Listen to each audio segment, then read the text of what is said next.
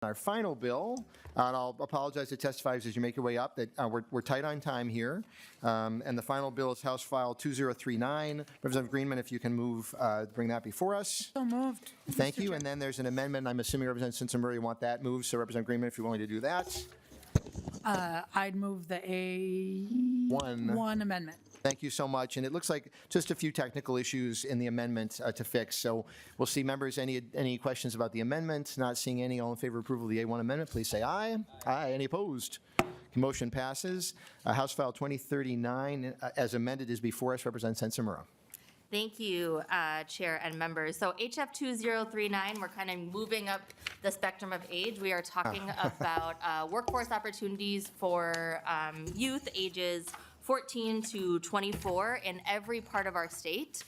So this program distributes funding across our state to workforce area boards, which then provide employment opportunities for high school students, for teenagers, for youth in our communities. I want to leave time for my testifiers. You know, I will just say that I was a participant in my city's program. There's a letter in your packet from Mayor Fry of Minneapolis talking about the Step Up program. I was one of the first participants in Step Up, which provides employment opportunities across the city of Minneapolis to youth.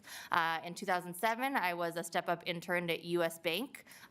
You know, learned very quickly what I didn't want to do, which was work in corporate America, which, you know, learning what you don't want to do is one of the great, you know, opportunities of youth workforce.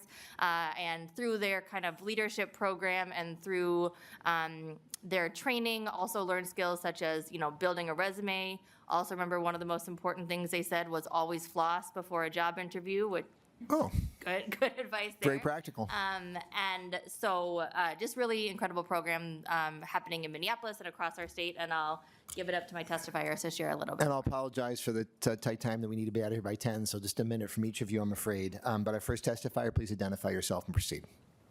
Good morning. I'm Nicole Swanson, the Director of Anoka County Job Training Center. Thank you, Chair Pinto and Chair Baker, Representative Simpson-Murray, and members of the committee. My name is Nicole Swanson with the Minnesota Association of Workforce Boards.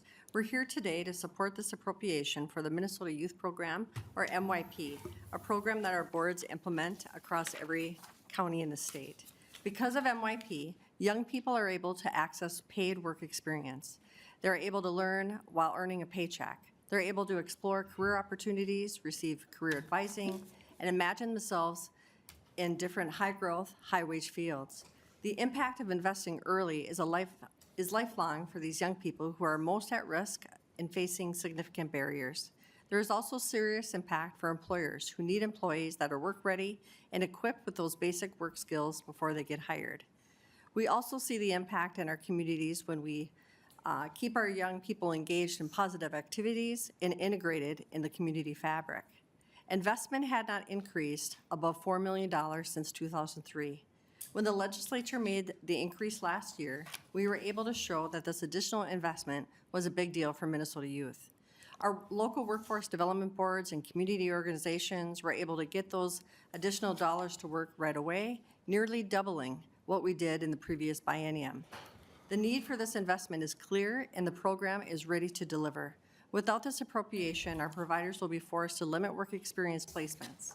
Thousands fewer youth will have access to impactful programming. The number of schools we provide career advising support to will be significantly diminished. There isn't other funding available for us to fall back on.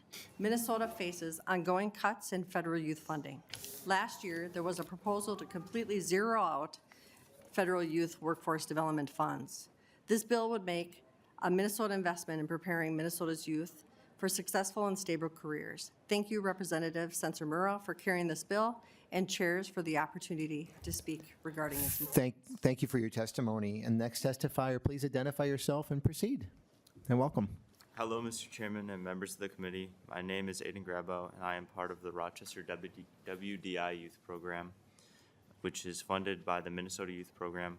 As part of the program, I've learned a lot of the highlights have been the ability to learn the necessary hard and soft skills in construction. I have built benches, bird feeders, and sheds. Most recently, I've become a foreman-like teacher aide for my fellow classmates, which has allowed me to grow my leadership skills. This experience within the Minnesota Youth Can we get tip your microphone a tiny bit closer to you, though? Maybe Representative Sensenmer can help you if it's, yeah, please. This experience within the Minnesota Youth Program has given me understanding on what my fit in the world of work might be. I've been able to learn more about my future career within the program, that I have been a part of it. Oopsies. This makes me feel honored to speak to you today as a testament of what the Minnesota Youth Program provides to students and young adults like me. Within this program, I would most likely have been lost in which direction I wanted to go for my further career. Each of your communities have young people like me. Minnesota needs more support on our young people, not fewer, as this critical moment in time. Please invest in us youth this year by making this investment in the Minnesota Youth Program. Thank you. Thank you for your testimony, and thank you for being here and for your work. The third testifier was going to be a recorded video presentation. We're having trouble bringing it up, and also I think at this moment what we're going to do is have it sent around to members. We'll post it as well and have that. So anybody else? Yeah, my apologies for that. Anybody else wish to testify on the bill? Not seeing any, so close that up. And any questions or comments about the youth program? I'll just note, my understanding is this is a program that supplements wages for young people, and so kind of provides, I think it's a minimum wage. Employers can choose to add to it, but as we look at our different portfolio of youth programs, that's what this one does. Representative Sensenmer, is that right? Yes. Okay, yeah. Any questions or comments anybody has then? Okay, not seeing anything further. Okay, Representative Sensenmer, final words on House File 2039 as amended. Thank you, Chair Pinto. 4,000 youth were, gainfully employed through this program last year. 40,000 youth benefited from the in-school outreach and training.